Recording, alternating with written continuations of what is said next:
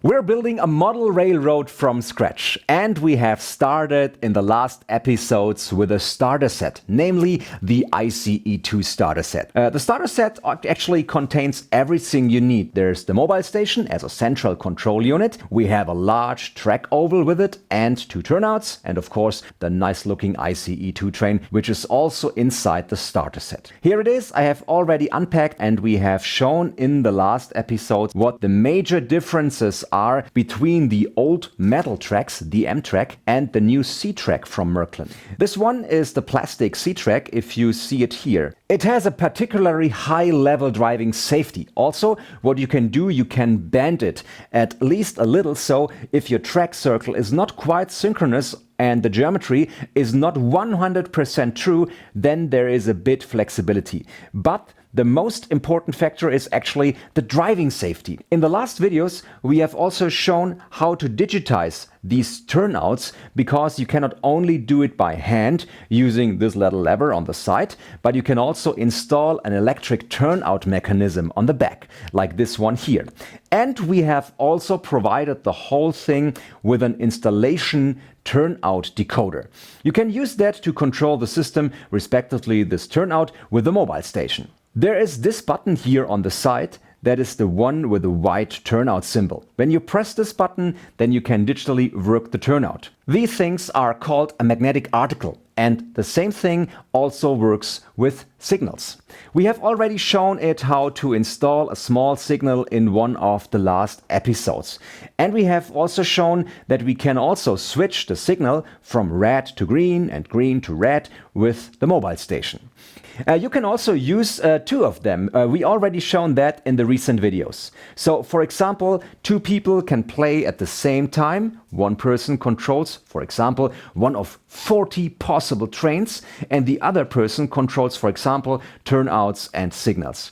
Or one person controls one train and the other person picks another train. So lots of possibilities. You can really get together here, play and have some fun.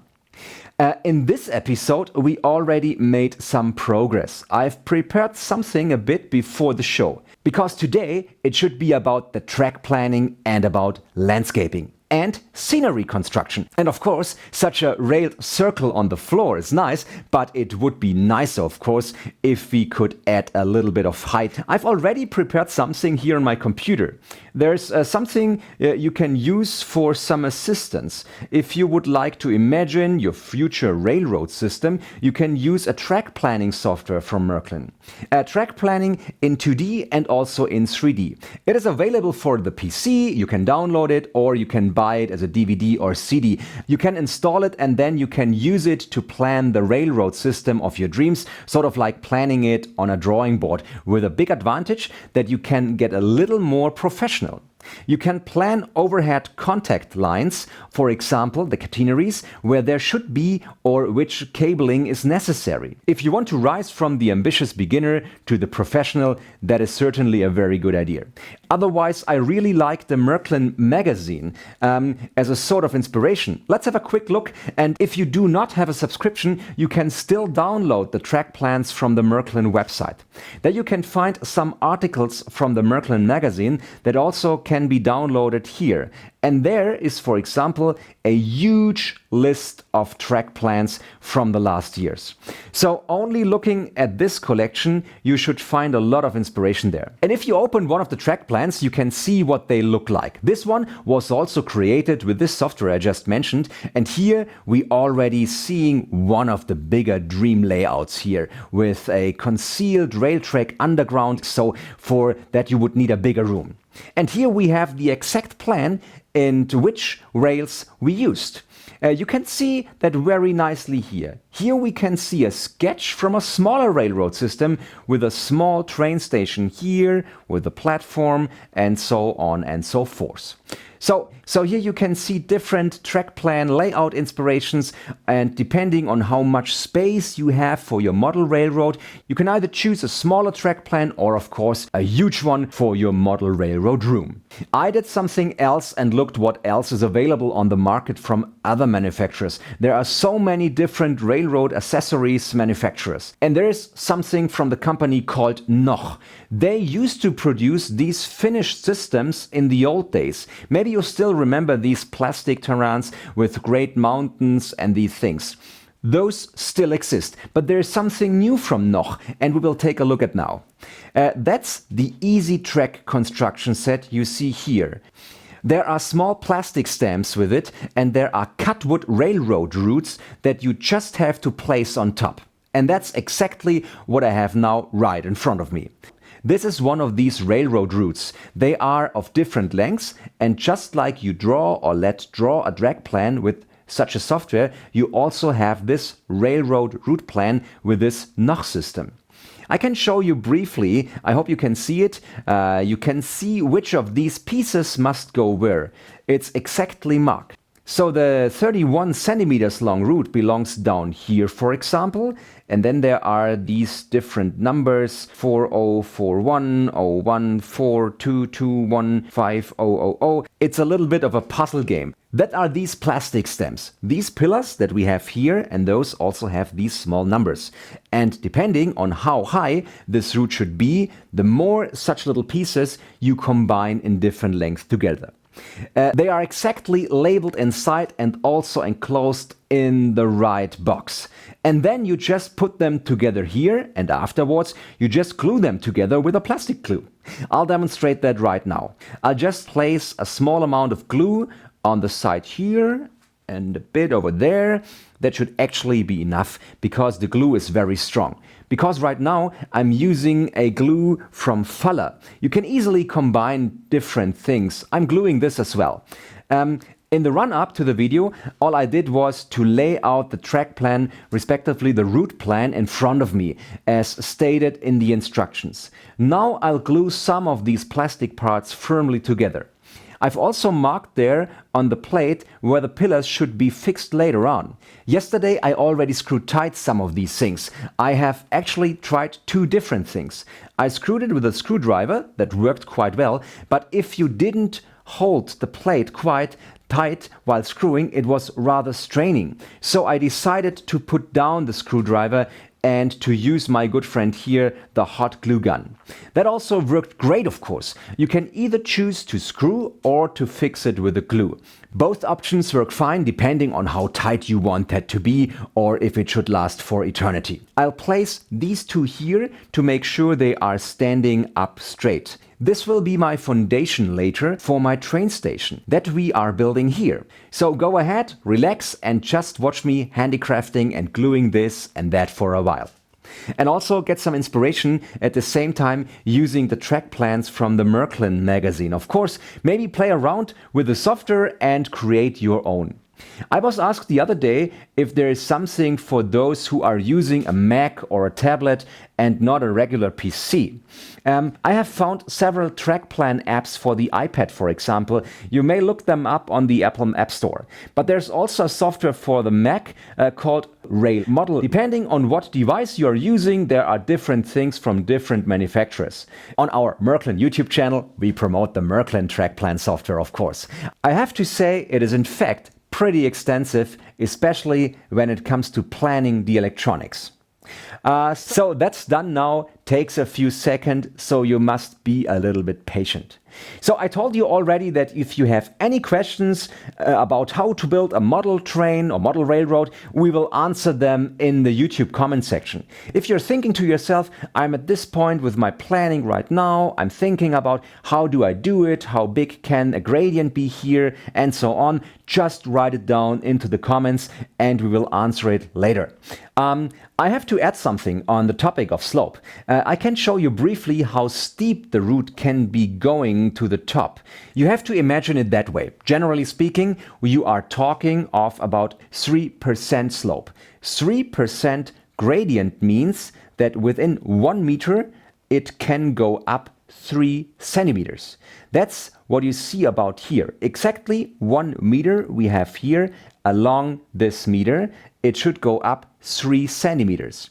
Well, It's made relatively gentle here, and if the slope is along a curve, of course, one has to calculate for the curve. But there are nice websites where you can have the curve slope calculated, in case you were not paying close attention to math in school. Just like me, for example. In school I was more the kind of person in math who was more interested in other things. I'm gluing around a bit on these roots. As I said, that's the easy track system that I'm using here right now with these pillars.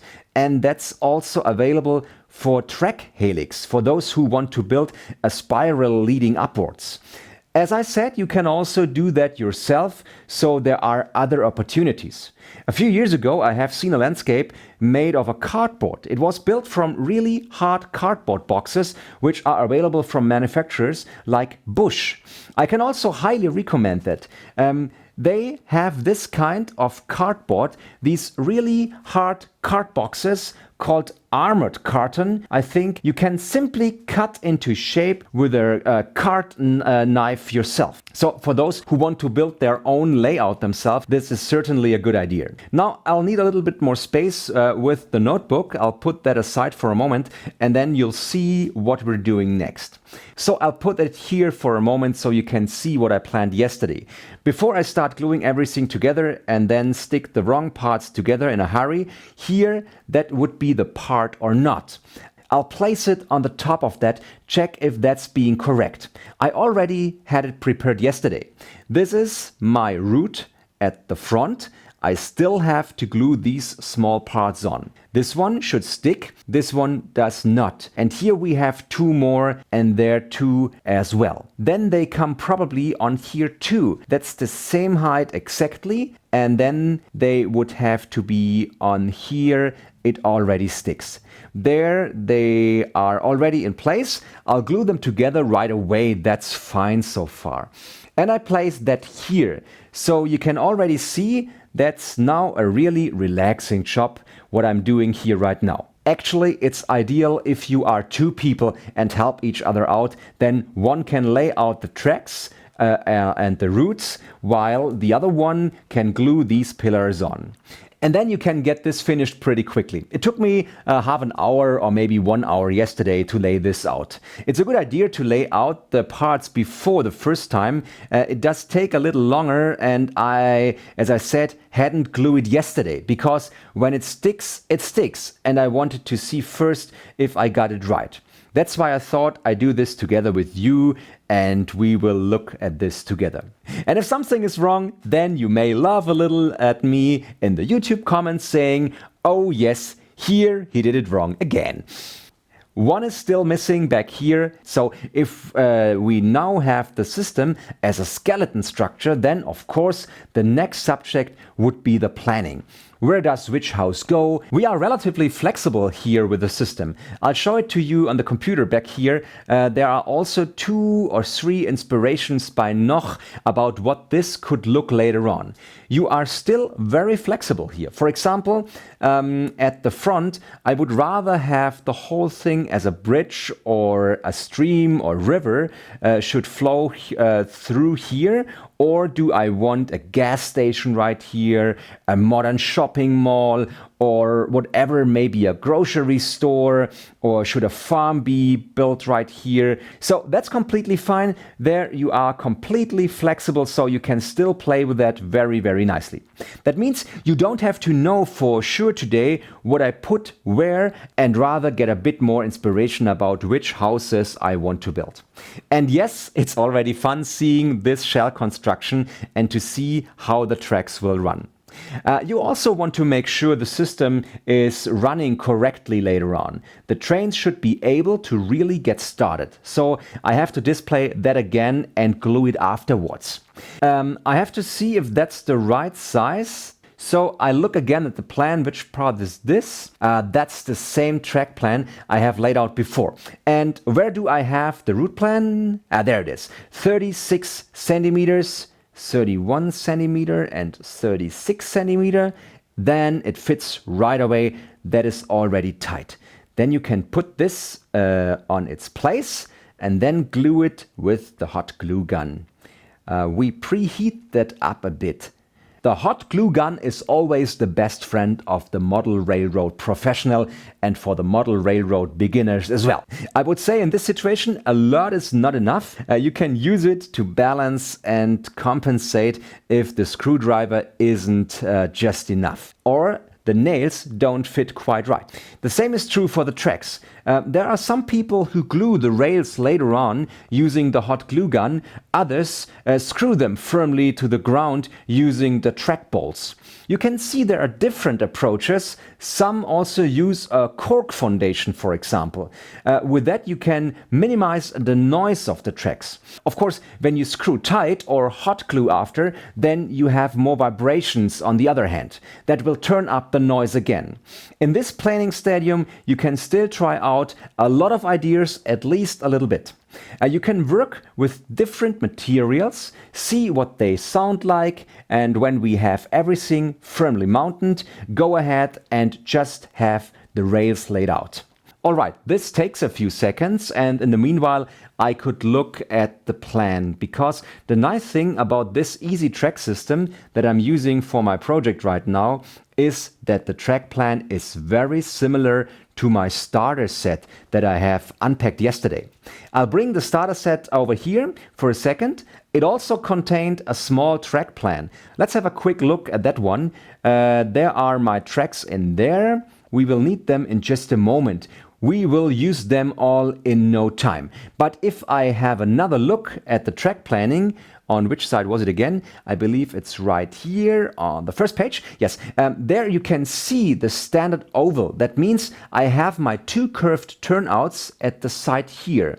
And I have a lot of these 18.8 centimeters long and 17.2 centimeters long tracks. They are all included. And if I have a look at the track plan here from this pre-made track, then I see here a lot of tracks that I also need.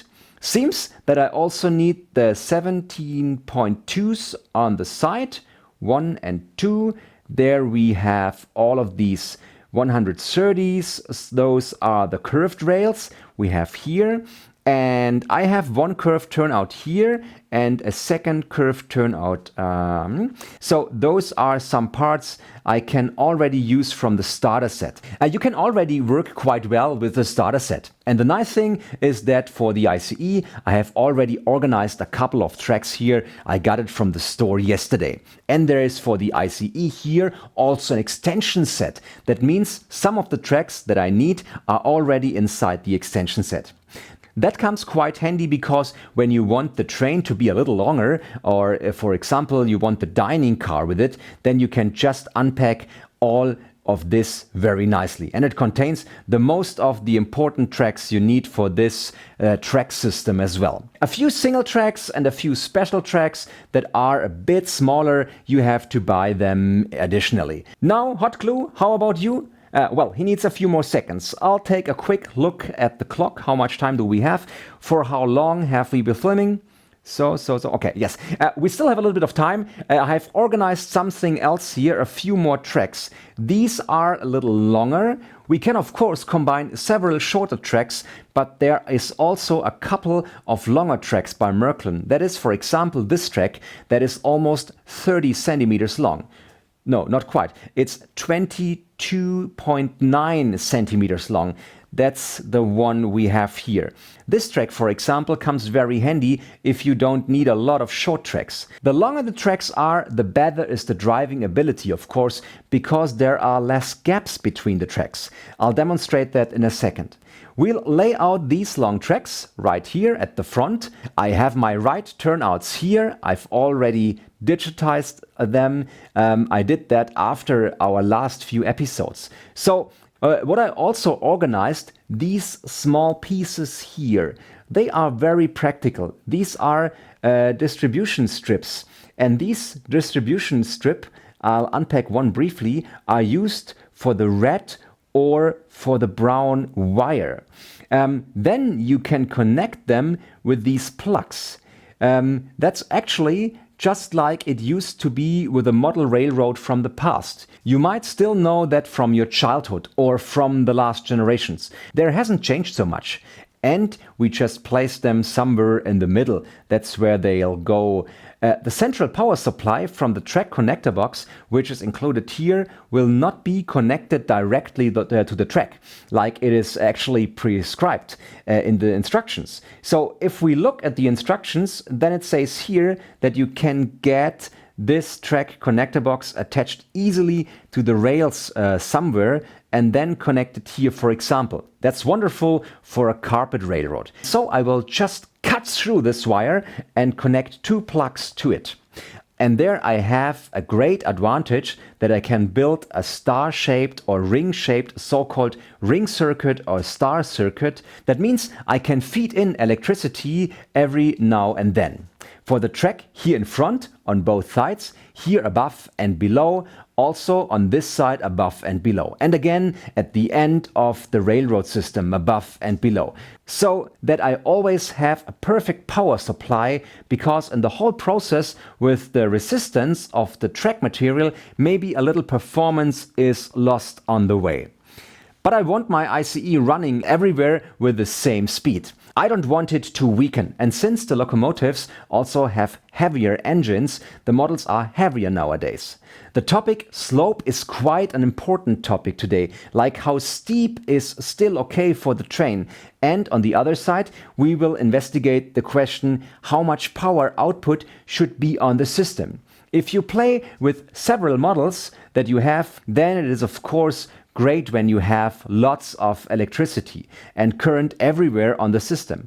Alright, what does it look like with the hot glue? I think we're ready now to do some gluing. Now, you can either watch me or go straight to the next episode. Maybe a few tips along the way. So now it fits perfectly. I've already marked this yesterday, and now I just place some hot glue on it with the hot glue gun and glue this on there. So one more thing again here.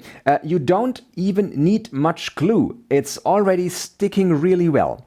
Then we will do that right here too, where I have marked that, just a little bit of glue. You may already know, attention, it can get hot. But that's always the case with the hot glue gun. You will learn that relatively quickly. If, for example, things are relatively close to your finger, then you'll notice it quickly. That's the hot glue gun you're working with.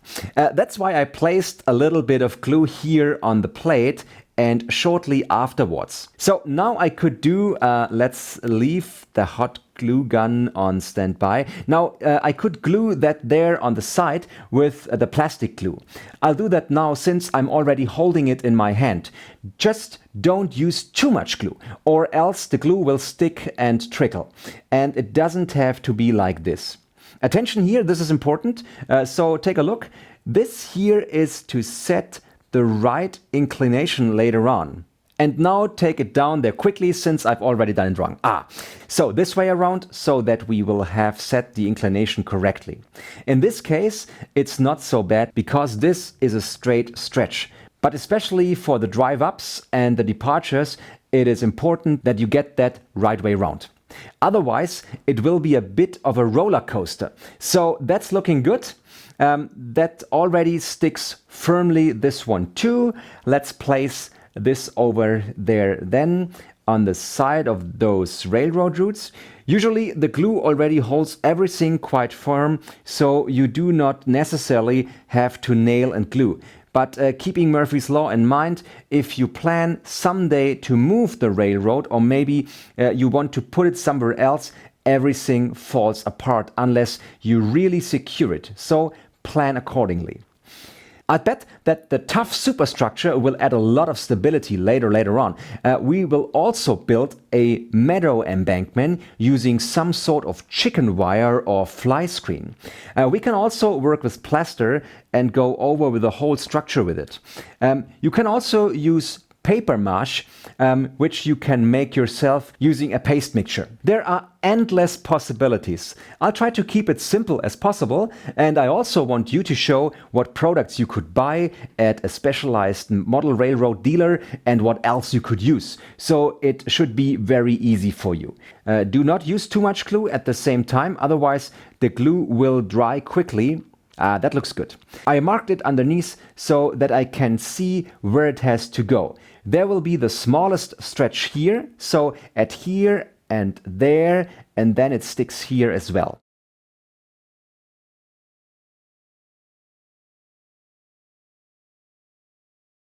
And then the last piece, and the last piece at least here at the front. Better remove the hot glue gun, otherwise I will be glued to this as well. There is no glue here so far, and no here either. That will hold. I will need some room here. Better close the glue, otherwise it will dry out quickly. By the way, if these little Faller glue containers dry out at the top, thus blocking everything, I found a nice tool the other day that helped me with that. I found a needle to pierce right through it. Where it is, I have to check where it is. It's great. I found that the other day at an online retailer. It is very convenient that you can pierce through this. Then you don't have to always buy a new glue.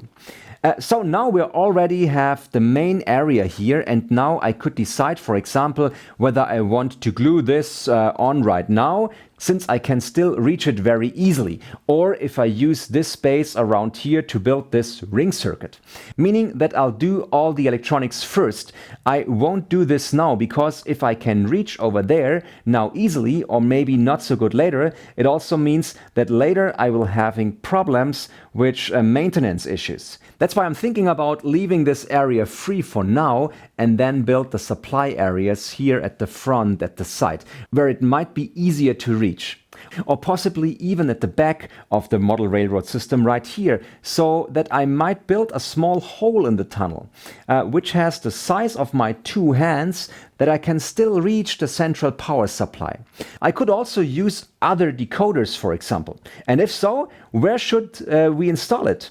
It is important that we can reach these parts as easily as possible, and so I'm still thinking about where to build the ring circuit. The less I can reach it now, the worse it will be later on. I would say I continue to finish the last few things here, and in the next episode we will talk about building up the tracks and where to lay out the ring circuit. I'll see you in the next episode. Take care, and until then. And as I said, ask your questions now, write them down in the comments, and then we will answer them together with the team at Märklin. So have fun handcrafting and see each other in the next episode.